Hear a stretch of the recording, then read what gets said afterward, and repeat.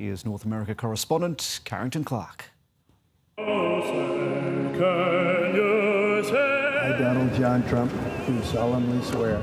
Taking his oath his way, hand not on the Bible, promising to serve all Americans. Preserve, protect, and defend the Constitution of the United States. the Constitution of the United States. So help me God. So help me God. Congratulations, Mr. President.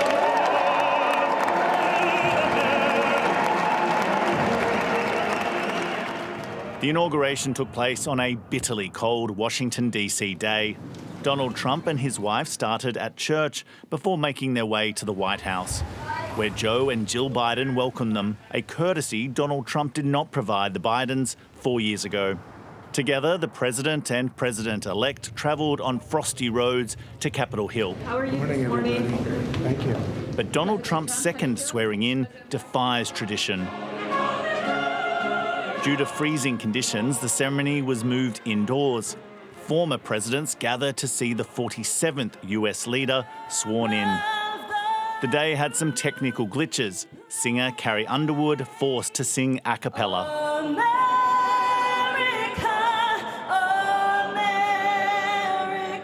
Sealed with an almost kiss, Donald Trump's election win formalised. My life was saved for a reason. I was saved by God to make America great again. His inaugural address was unapologetic. We will begin the process of returning millions and millions of criminal aliens back to the places from which they came. Pledging to immediately implement a series of executive orders. Today, I will also declare a national energy emergency. We will drill, baby, drill. He also declared a common sense revolution, vowing to end gender and racial inclusion policies. As of today, it will henceforth be the official policy of the United States government that there are only two genders, male and female.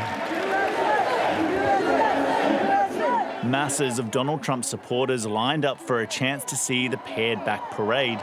Most of them were left out in the cold, but they were still hopeful for the next 4 years. Our previous administration has been abysmal, and I pray that he will turn those things around. It looked pretty grim and dim for him for a long time, and I'm very impressed with his comeback. Trump claims a sweeping mandate for winning not only the Electoral College, but also the popular vote. But that was only by a margin of 1.5%. Polls suggest Trump is enjoying the highest approval ratings of his career. But that support will be tested as he enacts some of his most controversial policies. Former President Joe Biden and his wife leave Washington behind. The second Trump era now underway. Carrington Clarke, ABC News, Washington. Like the swearing-in, the inauguration parade had been moved inside. Donald Trump was joined on stage by a former Israeli hostage in Gaza and relatives of those held. We won, but now the work begins. We have to bring them home. Then it was showtime, moving to a fake Oval Office desk to prove to his loyal supporters that he'd continue making good on campaign promises. Federal workers return to full-time in-person work immediately. The withdrawal from the Paris Climate Treaty, ordering the restoration of freedom of speech and preventing government censorship of free speech going forward. Could you imagine Biden doing this? I don't think so. Earlier, the world's richest man and America's new first buddy had made an appearance. This is what victory feels like. Creating a viral moment of his own with an awkward arm gesture. My heart goes out to you. Hours later than scheduled, it was back to the White House for the new president. for an event that was part press conference, part signing of more orders. First, we have a list of pardons and commutations relating to events that occurred on January 6, 2021. The president also declared a national emergency on the southern border and moved to withdraw the US from the World Health Organization. There was a pause on the ban of TikTok, and he suggested 25% tariffs on Mexico and Canada could be introduced next month. I think we'll do it February 1st. The departing president left with a few parting shots, issuing his own pardons, albeit preemptively. They included Dr. Anthony Fauci, who led the COVID response, and members of the Congressional Committee, which investigated January the 6th. Joe Biden said they'd served our nation with honour and distinction and do not deserve to be the targets of unjustified and politically motivated prosecutions. In the final minutes of his presidency, Joe Biden then threw in a few more pardons for several family members.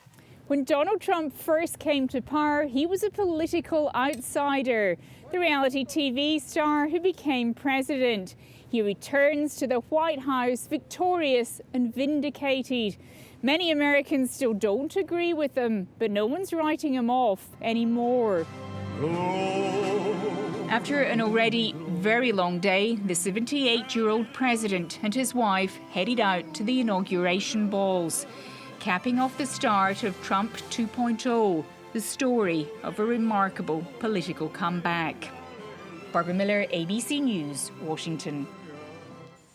A political comeback for the ages. Donald Trump, the disruptor, is back in the White House, and the Albanese government says it's primed and ready. We congratulate President Trump on his inauguration. It was an honour and a privilege for me to be there. I look forward to having a constructive engagement with him. The Prime Minister's spoken to the President once since November's election, leaving Penny Wong and Ambassador Kevin Rudd to do the heavy lifting. With Trump moving at warp speed to implement his agenda, Australia's confident it can avoid the damaging tariffs being slapped on other nations, reminding the US that we buy more from them than they buy from us. The United States has a trade surplus with Australia. But above all else, it's the strategic relationship the government is working hard to preserve. There are positive signs, with incoming Secretary of State Marco Rubio endorsing the $368 billion AUKUS submarine deal. My one message to Secretary Rubio is that this is a really important alliance. It's an important alliance for Australia and for the United States. While the government puts its best foot forward, Australians are lining up to cash in on the proudly pro-business president. Former Prime Minister Scott Morrison seen here at Donald Trump's New Year's Eve bash with packaging king and green card holder Anthony Pratt. He and fellow billionaire Gina Rinehart in DC for the inauguration, taking out full-page ads in local newspapers praising Trump. Borrowing from the Trump campaign, I want to ask you this question. Is your life better today? The opposition leader used a Liberal rally to sow doubts about the Prime Minister and Foreign Minister's ability to manage this crucial relationship. She's there as the best friend that Donald Trump's ever had. I mean, is that credible? Have I missed something? We must stop Peter Dutton bringing the Trump-style politics to Australia. Donald Trump has followed through on his pledge to withdraw from the Paris Climate Agreement and wind back environmental protections and incentives for electric vehicles. While these policies are at odds with the Albanese government, some are openly questioning whether it'll embolden the coalition to take a similar approach. Jane Norman, ABC News, Canberra.